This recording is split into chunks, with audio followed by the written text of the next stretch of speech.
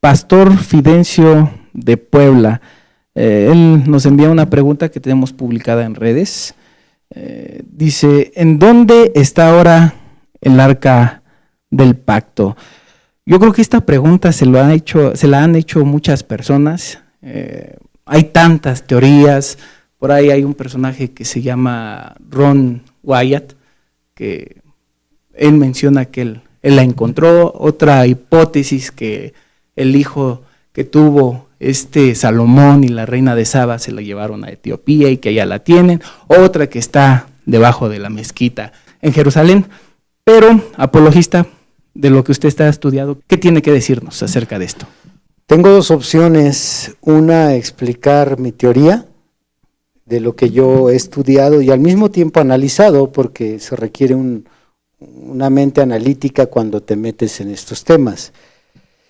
Y la otra opción es mandar a nuestro hermano Pastor Fidencio a ver la película de Indiana Jones. Sí, claro. Qué imaginación la de Steven Spielberg.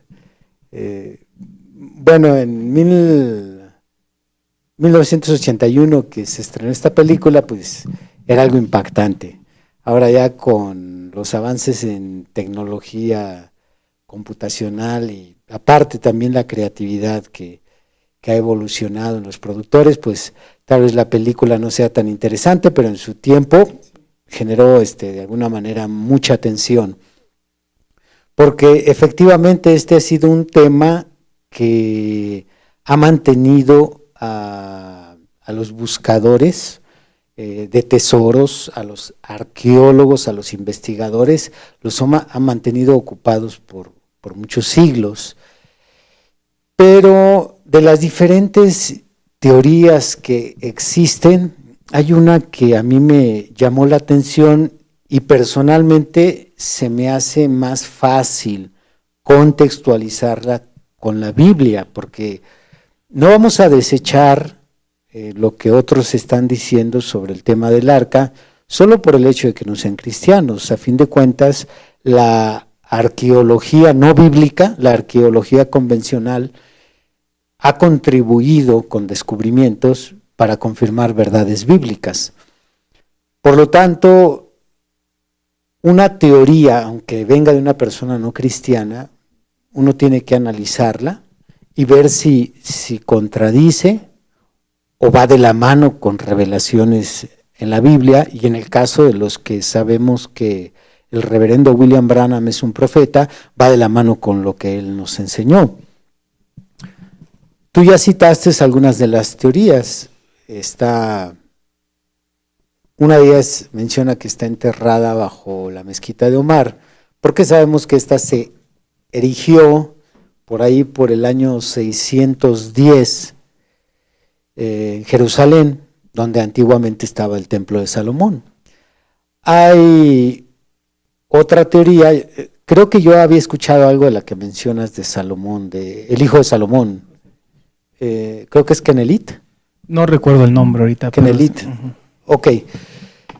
Pero hay una teoría que a mí me atrapó muchísimo cuando la escuché, en donde se menciona que el arca está actualmente en la pirámide de Keops, en la cámara del rey. Has de recordar que son tres las pirámides, la mayor, la de Keops, la Kefren y la Miserinos. Y la pirámide de Keops ha sido de las tres y de todas las diferentes que hay ahí en Egipto, pues han sido las sobresalientes, porque se conectan a diferentes ciencias, astronómicamente, matemáticamente, la analizan desde la alquimia, cabalísticamente. No, es impresionante. Cuando te metes ahí, si no fueras cristiano y no tuvieras que estudiar tanta Biblia y tanto mensaje, te meterías a la egiptología, porque es fascinante esa cultura. Pero la teoría de que está el arca enterrada en la pirámide de Keops tiene mucho sentido, muchísimo sentido. Primero, porque cuando esta teoría nos presenta las medidas reales del arca, se basan en las medidas que nos da la Biblia. La primera vez que la Biblia menciona el arca del pacto es en Éxodo 25, cuando el Señor le dice a Moisés: hazte un arca. El alto del arca, 1.5 codos, el ancho del arca, 1.5 codos, y la longitud del arca, 2.5 codos. Entonces tenemos las medidas reales que se le dan a Moisés. Y en esta teoría no cristiana, toman información de la Biblia, pero no se basan en ella. Se menciona que la piedra, la caja, no recuerdo ahorita el material de que está hecha, pero es se llama en términos egiptológicos el sarcófago. Si no mal recuerdo, creo que es diorita. Si Exactamente, es diorita. El sarcófago de diorita que está en la cámara del rey, dicho sarcófago tiene las medidas con una leve tolerancia para que el arca quepa a lo largo, a lo ancho y a lo alto. Apologista que está empezando y ya me estoy emocionando, ya que soy un fan de la cultura egipcia, y no se diga de las pirámides de Giza, y esto que mencionan no lo había yo pensado. He revisado lo que son las medidas, lo que sale de las medidas, lo que se deriva de las medidas del sarcófago del rey, que se encuentra el número áureo, que se encuentra el número pi, que se encuentra el sistema de medición actual que existe, lo que es tanto pulgadas y metros, en todo lo que es la cultura egipcia, algo que para en aquel tiempo no se conocía del todo. Y esto que usted menciona, pues lo único que hace es alborotar todo lo que traigo por dentro, y por favor siga. Disculpe la interrupción, pero no pude detenerme. Podemos añadir a lo que ya mencionaste las coordenadas en que están construidas, la alineación con las constelaciones celestiales, etcétera. Ok, regresemos a nuestro punto. Este sarcófago tiene esas medidas, pero en apariencia hay algo que no checa cuando te das cuenta que la longitud no queda con esa tolerancia. La longitud está un poco más extensa, da más de los 2.5 codos, que es la longitud del arca. Pero lo que pudiera parecer una coincidencia, o un dato que pudiera hacer parecer una coincidencia, no lo es, porque ya cuando sumas las varas que atraviesan el arca con la que la cargaban los levitas, entonces esas varas ya dan la medida para que la caja albergue perfectamente el arca con todo y sus varas. Entonces, y por cierto, también la medida del codo hebreo y la medida del codo egipcio es mínima. Estamos hablando de que el codo hebreo tiene 457 milímetros, mientras que el codo egipcio tiene 450 milímetros. Estamos hablando de 7 milímetros de diferencia. Por lo tanto, es mínimo esta diferencia, y al meter ellos, o hipotéticamente al colocar un arca de esa medida que hizo Moisés dentro del sarcófago, entra perfectamente. Y ese sarcófago está dentro de la cámara del rey, en la pirámide de Keops. Ahora, pensemos en contextualizar esto con los datos que tenemos en la Biblia y la revelación que te dio el reverendo William Branham como profeta de Dios. En diferentes mensajes, el hermano William Branham menciona que fue Enoc quien construyó la pirámide. En otro menciona que Enoc escribió la Biblia y la puso en esa pirámide. En otro menciona que Enoc dejó una señal en esa pirámide. Ok, no hay tiempo para explicar cada una de estas declaraciones, pero vincula directamente al profeta antediluviano con la pirámide. Entonces, cuando el profeta comienza a mencionar eso, es cuando introduce el tema de las 3 Biblias. La primera Biblia estuvo en los cielos, el zodiaco. La segunda Biblia, las pirámides. Y la tercera Biblia, la nuestra, la que está escrita en papel. Entonces, cuando el hermano Branham empieza a explicar la Biblia de la pirámide, él menciona, observen la cámara del rey. Hay 7 escalones antes de llegar al trono. Así lo menciona él. Esto lo pueden corroborar en el mensaje El futuro hogar del novio celestial con la novia terrenal. En las últimas páginas, no recuerdo, hace mucho tiempo que no lo leo. Pero allí el profeta menciona la cámara del rey. Menciona que ahí estaba el trono. Menciona esos 7 escalones. Dice, observe, son 7. Nosotros estamos en la edad de la Odisea, la séptima, estamos en el 7º escalón, antes de que venga el rey y se siente en su trono. Cuando tomas toda esta revelación, porque es una revelación, Dios se la dio a su profeta, entonces tienes que tomar muy en serio estos datos.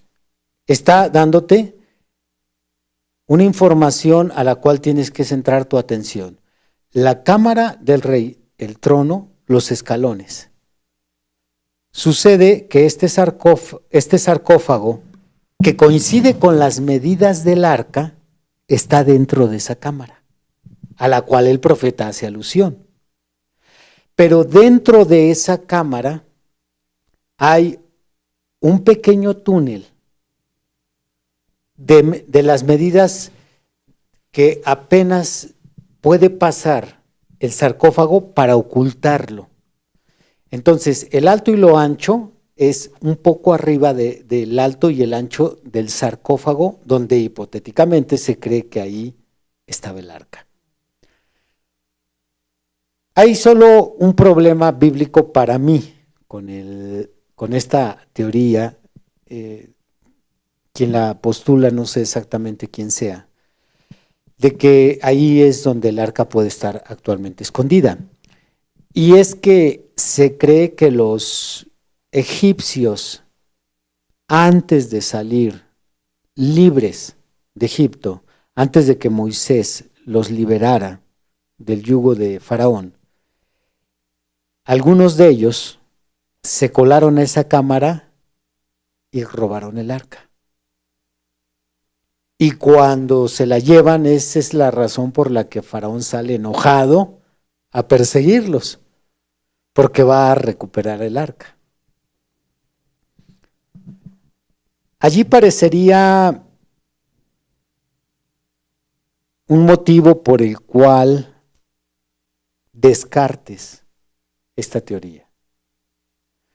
Porque ¿de qué otra forma te explicas que el arca, si está oculta en ese lugar, llegó allí? Podría creerse que un día los egipcios buscaron la forma de recuperarla a como diera lugar, porque un día estaba allí, según esta teoría. Pero pudiera ser que esa sea una información que podemos ajustar y considerar. Si el reverendo, el profeta William Branham nos apuntó a la cámara del rey y nos dijo que lo que estaba ahí era simbólico y representativo en relación a las otras 2 Biblias, pues la teoría coincide con esta revelación. Pero entonces, ¿cómo podemos enviar el arca hasta Egipto? Porque la primera vez es elaborada, como ya mencioné, en Éxodo capítulo 25. Del capítulo 25 en adelante aparecen muchos pasajes. Aparece hasta el 40 del libro de Éxodo. Después, cuando se hacen algunos rituales en el libro de Levítico, se menciona el arca. En el libro de Números se menciona el arca. En el libro de Deuteronomio se menciona el arca. En Primera de Samuel se menciona el arca. En el libro de Jueces no se menciona para nada. Pero en Primera de Samuel, cuando el tabernáculo se construye en Silo, se menciona el arca. Encontramos el arca que es robada en el capítulo 4 de Primera de Samuel por los filisteos. En el capítulo 5 aparece en el templo de Dagón. Cuando tú vas siguiendo la secuencia de dónde está el arca, llegas hasta Primera de Reyes, Segunda de Reyes capítulo 25. En Segunda de Reyes capítulo 25, Nabucodonosor envía a su capitán a destruir la ciudad de Jerusalén, Nabuzaradán. Destruye Jerusalén, destruye el templo, pero textualmente nos dice la Biblia que de los utensilios que había dentro del templo se los lleva, pero lo más grande no se lo puede llevar. Por ejemplo, no se pudo llevar las 2 columnas de bronce. Tampoco se pudo llevar la fuente de bronce que construyó Salomón. Tampoco se pudo llevar las basas, lo que sostenía la fuente. Cuando te metes a leer cómo estaban hechas la fuente, las basas, simplemente la fuente medía 10 codos de circunferencia, de diámetro. Entonces, 10 codos. Es un tamaño enorme, y luego de bronce para que lo pudieran cargar. ¿Qué es lo que hicieron ellos? Dice Segunda de Crónicas, parece que es el capítulo 33, que es el equivalente a Segunda de Reyes capítulo 25, dice que destruyeron las columnas, las basas, la fuente, pero los utensilios se los llevaron. Entonces, aparecen los utensilios en el capítulo 5 del libro de Daniel, cuando Belsasar, nieto de Nabucodonosor, hace una fiesta y dice la Biblia, manda a traer los vasos sagrados, que es cuando se le aparece la mano, dicta el juicio, mene, mene, tekel, uparsin. Él trae vasos sagrados, quiere decir que los accesorios del templo, y también se mencionan algunos de ellos, los vasos, las despibaleras, los garfios, etcétera. Esos se los habían llevado, estaban en Babilonia. Y allí es donde comienza la incógnita. ¿El arca se la llevó? Cuando regresan los judíos del exilio y recuperan todos los utensilios, y eso lo dejo entre comillas, sería, ¿recuperaron los utensilios o hicieron nuevos utensilios? Ahora también la otra pregunta es, ¿el arca se la llevó Nabuzaradán a Babilonia o, al igual que otras cosas, la destruyó? ¿O fue rescatada antes de que se la llevaran? Yo soy de la idea, esto es mi teoría, pueden desecharla, pueden decir hasta lo peor de mí, pero es una teoría. Alguien la puede tomar, si le ayuda, qué bien, si no la puede desechar.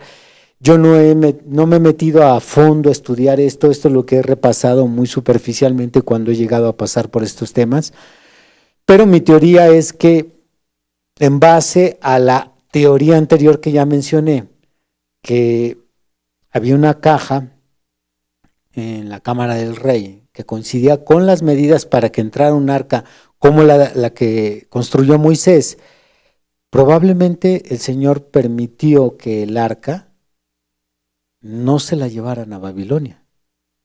Ahora, aunque es mi teoría, para que yo acepte y postule una teoría, uso bases bíblicas, ¿sí? Porque si alguien me pregunta ahí, ¿por qué cree usted eso?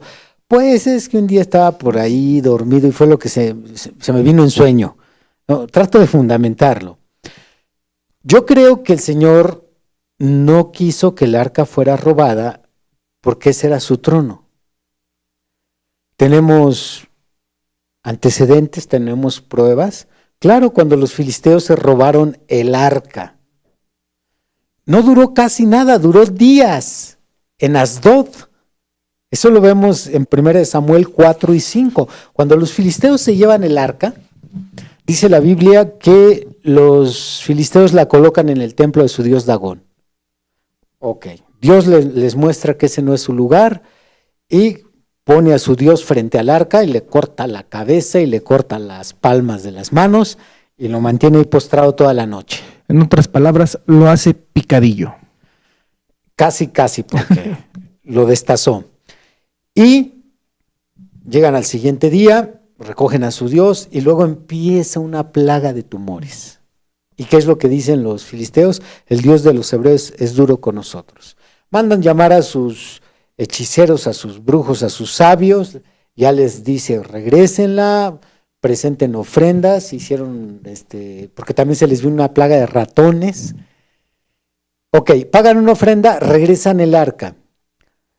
Date cuenta que en este evento nadie, ningún ser humano intentó recuperar el arca.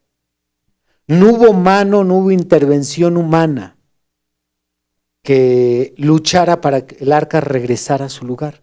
Dios mismo no quiso que el arca estuviera en otro lugar y a los pocos días regresa a la tierra de Israel. Entonces, también podemos ver cómo es que cuando alguien se asomaba al arca a levantar el propiciatorio, moría, como aquellos hombres de Kiriat Jearim. Cuando recoges toda esta información, no es descabellado concluir que el Señor era muy celoso de quién tocara su arca. ¿Qué le pasó a Pérez, a Usa? Murió ahí en Pérez Usa, el lugar que se le asignó por la muerte de este hombre, solo por intentar detener el arca. Cuando analizas cómo Dios celaba tanto el arca, entonces al hacer este análisis te preguntas, ¿realmente lograrían llevársela los babilonios? O el Señor inspiró a un judío o al profeta Jeremías para que le escondiera. Si estoy en lo correcto, si no, repito, deséchenlo, aún así es una teoría, no estoy diciendo así dice el Señor, esto enseña la Biblia, esto reveló el profeta, no, es lo que yo estoy analizando.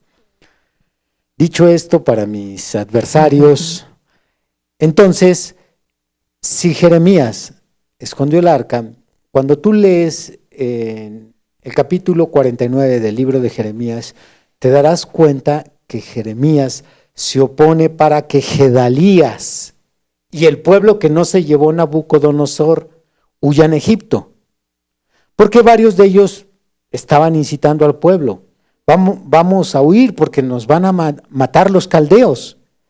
Entonces el Señor habla al pueblo a través de Jeremías y les dice que no, que se queden. ¿Y qué es lo que sucede? No oyen la voz de Dios. Se llevan al pueblo a Egipto y entre ellos se llevan a Jeremías. Y es interesante que si se llevaron a Jeremías, porque después Jeremías profetiza, no recuerdo si es en Tafnes, porque ellos llegaron a 4 ciudades de Egipto. Megiddo, Patros, Tafnes y no recuerdo ahorita la otra ciudad. Entonces ellos se instalan, y por cierto, estas ciudades están cerca del Cairo. El Cairo está a 18 kilómetros de la meseta de Giza, donde están las 3 pirámides. Entonces, ellos se instalan relativamente cerca de las pirámides. Por tanto, si Jeremías llevaba el arca, esto es, si la llevaba, eso nos explicaría cómo es que llegó hasta Egipto.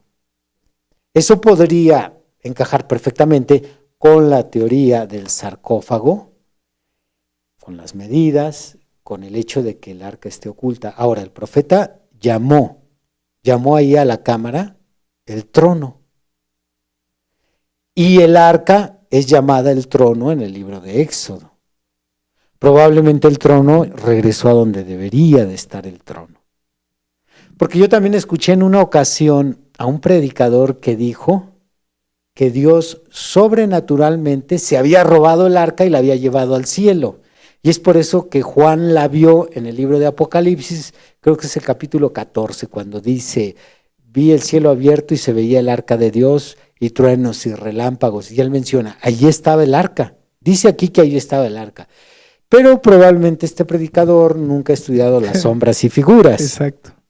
Porque esa arca que construyó Moisés solo era sombra y figura del arca que está en el cielo. Entonces la que vio Juan es la verdadera. La que construyó Moisés era el tipo, sí, la sombra de aquella. Entonces definitivamente no creo que se la haya robado Dios y la haya puesto en el cielo. Tampoco creo que esté enterrada. Tampoco creo que Nelite, el hijo de Salomón, se la haya llevado. No lo creo porque tenemos datos exactos. El templo es destruido hasta que Nabuzaradán llega. Así es que ese es un dato de fecha que tenemos que tomar muy en cuenta para empezar a seguir la pista del arca. Aunque en ese aspecto del hijo de Salomón señalan que como era una nación que estaba entrando recientemente en un conflicto, se separa la nación Israel de Jerusalén, que por este motivo se lo llevaron. Pero bueno, nada más es un dato que mencionan estas personas. No recuerdo, pero creo que es en el capítulo 10 donde aparece la reina de Saba. Uh-huh. Entonces, cuando ella llega, no había una relación política entre estas dos naciones. Uh-huh. Y la leyenda cuenta que de esa aventura que tuvo Salomón con ella, es que nace este hijo. Por lo tanto, ¿cuánto tiempo tuvo que pasar para que, primero los 9 meses para que naciera, luego creciera, y luego se identificaran como descendientes de Salomón, y luego reclamar ciertos derechos sobre las propiedades de Salomón? No me coinciden las fechas. Sí, claro. Bueno, tengo un par de preguntitas regresando a la pirámide. ¿Cómo podríamos vincular la construcción del arca, que fue post-diluvio, con lo que menciona el hermano Branham y lo del sarcófago, un sarcófago de diorita, que actualmente no tenemos las herramientas para hacer esa obra magistral? En base a lo que dijo el hermano Branham, se tuvo que haber construido antes de del diluvio. ¿Cómo podríamos compaginar esas dos fechas? ¿Hicieron algo para el arca cuando todavía no existía el arca? Porque Dios ya sabía que se iba a construir. Porque lo que está escrito en nuestra Biblia, exacto, está escrito en las pirámides. Y lo que está escrito en las pirámides está escrito en los cielos. Cuando el profeta habla de que la Biblia está en los cielos, él no nos da la escritura, pero lógicamente tiene que ser el Salmo 19. Por toda la tierra salió su voz y hasta el extremo del mundo sus palabras. Los cielos cuentan la gloria de Dios. Entonces, ahí está. Nada más uno tiene que encontrar los pasajes y contextualizarlos con la pirámide y con el zodiaco. El hermano Branham nos da pocos datos, nosotros buscamos los demás. Claro que siempre habrá un problema para los lectores de folletos, sí, claro, porque nada más van a leer lo que ahí dice y ya no van por lo otro. Pero lo que el profeta nos dejó en sus sermones es solamente la pauta para que nosotros vayamos por lo demás. Cuando él dice, estamos bajo la influencia de los cangrejos, estamos bajo la revelación, Cáncer. Jesús nace bajo el signo de Virgo, la Virgen. Ejerce su ministerio bajo el signo de Leo, el león de la tribu de Judá. Ya nos está dando datos para interpretar los otros símbolos. Ok, lo mencioné nada más porque pues a alguien se le pudo haber ocurrido esta pregunta, no que no esté de acuerdo, al contrario, me dio material para, si no al rato, posteriormente ir a revisar lo que mencionó de las medidas. Ese punto me fascinó demasiado. Creo, ¿no quiere agregar otra cosa para dar por terminada esta pregunta? Pues nada más confirmar, es una teoría. Uh-huh. No lo he estudiado bien. Estoy tratando de fundamentar mi teoría con escrituras, contextualizarlo con eventos, hacer que coincidan fechas, uh-huh, y ver que si no contradicen ni la Biblia ni el mensaje, por el contrario, complementan lo dicho por el profeta. Es lo que ahorita yo creo. Sería mi respuesta para para el pastor Fidencio, nuestro hermano de Puebla. Esa sería mi respuesta. Ok, ya por otro lado, nuevamente sacar a colación el comentario del programa pasado, a ver si un día de estos nos damos un tiempo de hablar de todos estos monumentos históricos antidiluvianos que traen tantas cosas por ahí escondidas que confirman verdades que el profeta predicó en su tiempo. Y necesitaríamos probablemente las 3 horas de Pregúntalo aquí.